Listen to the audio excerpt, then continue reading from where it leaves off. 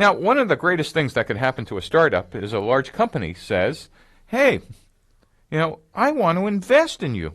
And I'm really interested in doing something with you guys. We just don't want to be a supplier or a joint venture. We want to put money into your company.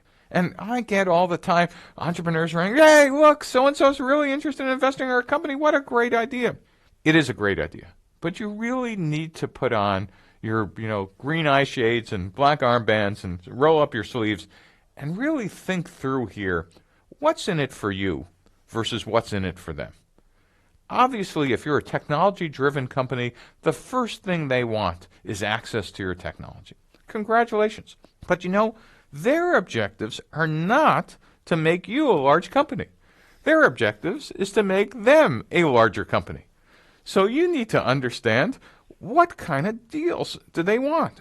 Oh, we want most favored nations clause, which means, if you sign a deal with anybody else, we always want a better deal.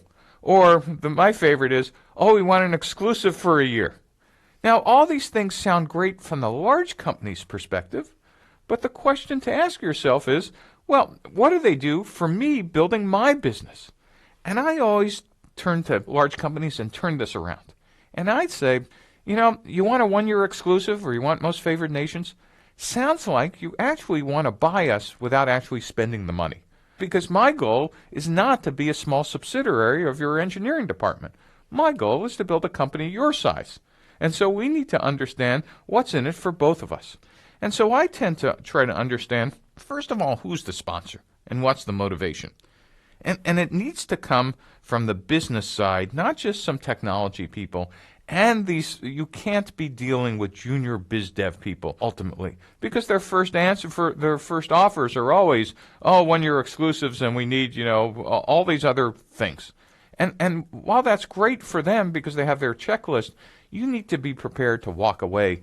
But if you understand who the sponsor is, you can actually have an adult conversation saying, listen, this doesn't work for me. Actually, what you want me to do is to be selling to your competitors because that's the only way I could grow more resources to make you successful. I'm happy to consider how you get an advantage, but you can't decide I'm your only supplier.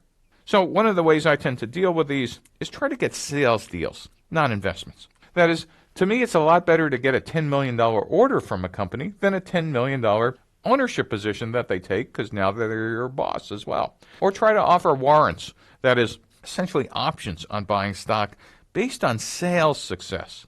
Remember, while it might feel great to have name of big company next to yours for the first year, eventually this will be a lead weight unless it turns into revenue.